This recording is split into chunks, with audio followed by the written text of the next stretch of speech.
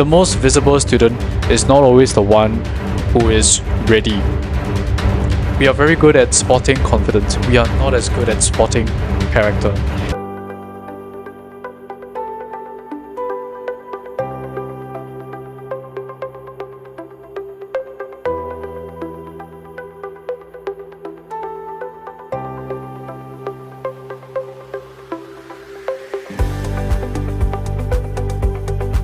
Every year, thousands of students in Singapore graduate with excellent results. And every year, the same question quietly follows them out the gate. Are they actually ready? I'm Ernest Tan. This is Beyond the Report Card. Let's go beyond. Let me start with something you have probably seen a couple of times. It is a school hall. It is the Leadership Investiture Day. And it is the day that the badges or the leadership badges gets pinned on or gets handed over to the selected student leaders. And there's always one student, the loud, quick, comfortable in front of people, the one who puts their hand up, eager to answer the questions from the teacher. And all of us would clap as the badge is handed or pinned onto that child or all of those leaders. We feel that we have chosen well. Yet, we know that sometimes that child, that student may not necessarily be the right leader. There have been times myself that I thought to myself that probably that particular student may not be suitable, but we still let that student dawn on that leadership badge. Here is what 2 decades of being in this whole business has taught me, and I'm speaking from me being in the school as well as outside as an educational vendor. The most visible student is not always the one who is ready. We are very good at spotting confidence. We are not as good at spotting character. And those two things are not the same thing. So today, I want to talk about the students we tend to overlook. The quiet ones, the steady ones, the ones who never auditioned for the role and may not even want the role, but tend to carry it better than anybody once that role is given to them. Stay with me because I'm going to give you a simple way to see the difference. I call it the visibility trap. And once you see it, it is quite hard to unsee it. So before we move on, if you find content like this useful in giving you perspectives on student development and are quite interested in student development content such as financial literacy, student leadership, or public speaking, I create content on these topics every single week. Do like and subscribe this particular channel and do activate the notification bell to know when my videos drop to watch it. So do it now and thank you in advance. So I want to be honest with you about something. For years I have gotten this wrong myself as well. So I'm speaking from my mistakes. When I used to teach in a primary school, the student leadership portfolio was one that I held for a short period of time. It was my duty as part of that portfolio to ensure that there are platforms and programs to help groom the students in their student leadership abilities. Yet, if I were to be honest with myself, there were times that there appear to be some students who have and did speak confidently and do appear to have influence and sway over their peers. Yet, when the going gets tough, they seem to not measure up. Trouble in handing in homework on time, or probably some other character issues that weren't obvious at the initial stage but came up quite evidently when they became student leaders. I've watched the pattern appear over and repeatedly across schools in Singapore. The pattern looks like this. We see a student, he or she is confident, he or she is fluent, and when he or she enters this room, there is this charisma about that particular child. And our brain does something pretty quiet and automatic. It says, that one is the leader. But confidence is just the packaging. It tells you how they decide. It doesn't tell you how they or whether they will show up when the task is boring and when no one is watching. And I'm not just saying this to any one of my education colleagues. I'm saying it because the whole system, I think, is wired that way. We do have selection processes, but yet I feel that those selection processes may not totally give the picture of a student. Sometimes we might watch a student perform in a couple of minutes, and in that couple of minutes, most of the time, the most outspoken, the most charismatic leader will shine and might probably win. So today's content, I'm speaking today to people who actually shape the leadership portfolio. So who are you? HODs, teacher in charge, year heads, principals, those of you who are in charge of this portfolio known as student leadership. Because it isn't a classroom delivery problem. It is a selection problem. And it is one that I feel we can fix. So here is the visibility trap. It is three quiet mix-ups we make again and again. 1. We mistake confidence for character. 2. We mistake fluency for judgment. 3. We mistake presence for reliability. 3 swaps, each one feels right in the moment. Each one might cost us a real leader we never took notice of. Let me walk you through all three, and I promise you by the end of this video, you will look at your next round of student leaders a bit differently. Let me share with you about a young lady that I read about recently, and this is a true story. At the 2026 Singapore Polytechnic's graduation, I read and found out that there was a story of a graduate who had come from Orchid Park Secondary School. By her very own account, she used to freeze in group settings. She was an introvert. She couldn't make herself speak up in the group. And if you have watched her in a room, you might not have noticed her. I know that I am probably an educator like that. But yet, one of her lecturers saw something quite different underneath that quietness. And instead of waiting for her to really volunteer, the lecturer asked her to step up during the school's open house. Guess what? She said yes. And that one yes turned into something bigger and bigger, and she took on leadership roles. Now sit with that for one moment with me. Nobody would have picked her. In a 5 minute selection, she was quiet, she was shy, she didn't display confidence. But she did have the raw material of a leader all along. Somebody, just like her lecturer, had to look past the quiet to see it all. So, this is part one. Confidence is not character, confidence is how loudly a student can speak. Character is who they are when a task gets hard and they don't get recognition. And here is the thing, confidence can be borrowed. A student can actually fake it for one term. But yet, character cannot be faked for the long term. It shows up in the small things that happens. Did they keep their promise? Did they own a mistake? Did they include the person that nobody else included? So here is one thing you can do this week. In your next leadership selection, don't just watch the students present. Give them one small, boring, unglamorous task and watch who actually follows through. The presentation shows you their confidence. The follow through shows you their character. And ask yourself honestly, in your current process, are you selecting for the badge or for the burden? Because leadership is a burden before it becomes a badge. That is confidence and character.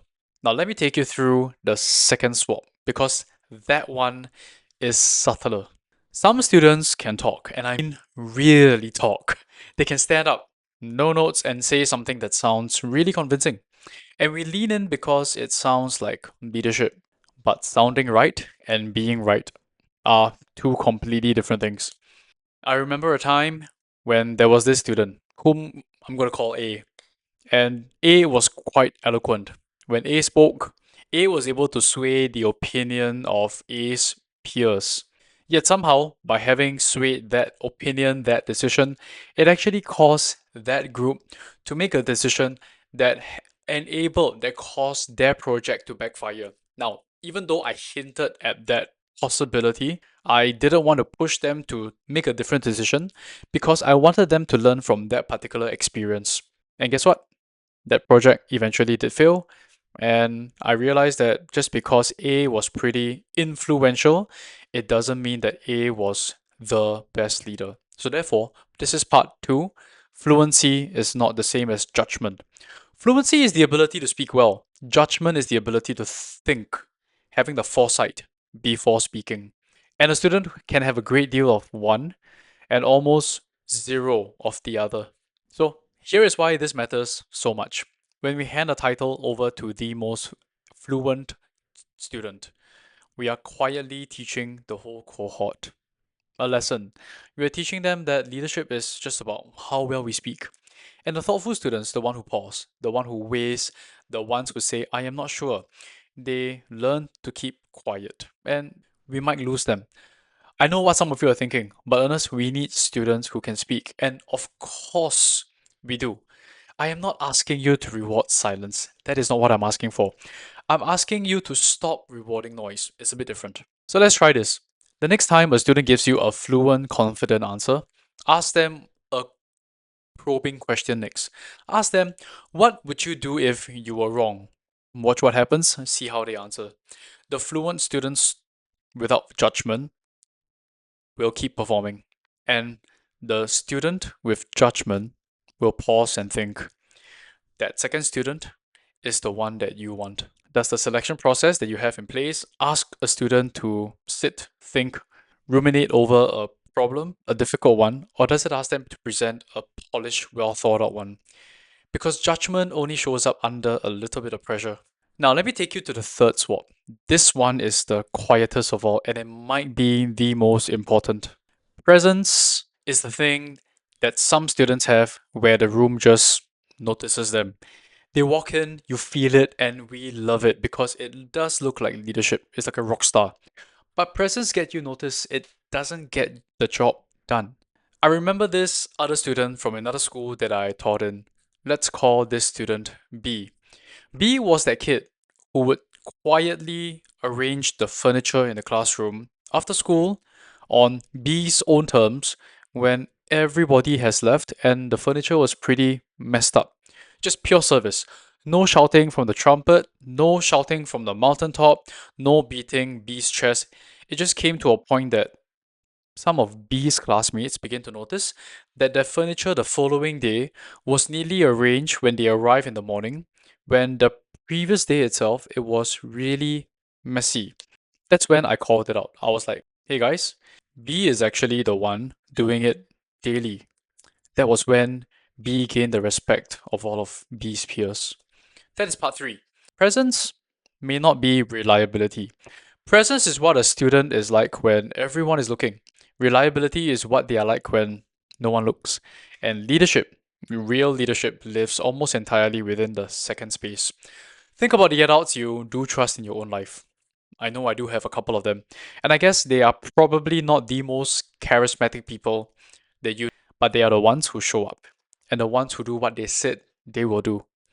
They are the ones who are the same person regardless of whether there is an audience or there isn't. Our students are no different. The reliable ones are sometimes invisible, precisely because they don't make a fuss and they don't call attention to themselves. They just quietly do the things. And if our selection process only rewards presence, we might miss individuals like this. So some of you might be thinking, and I've been through that before, there's only a short window for the selection. You can't really get that full of picture. And I do get it. But you don't really need a month. You might want to consider incorporating a task given over a period of time, maybe a week. Then simply watch who kept their word, who completed the task, and most importantly, who did it on their own. Because reliability reveals itself the moment a promise meets a deadline. And here is the question I want to leave you with for this part. When you think about your current student leaders, do you really know who the reliable ones are or who are the impressive ones? Because these two lists are not always the same. So let me pull this together. The visibility trap is 3 quiet swaps. We mistake confidence for character, but character is who they are when things get difficult. We mistake fluency for judgment, but judgment is thinking well, not just speaking well. We mistake presence for reliability, but reliability is who they are when no one is watching. The most visible student is not always the most ready one, and some of the best leaders in your school right now could be sitting quietly, unbadged, and waiting for one adult to see them for who they really are. So, what can we do for this term or the coming terms? 3 things. 1. Add a follow through test to the selection. Not just a presentation, but one tiny task, real task with a hard deadline. And take a look who actually keeps their word.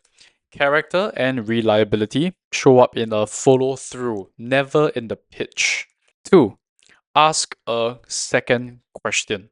When a student gives you a really confident answer, ask them what would they do if they were wrong in that answer.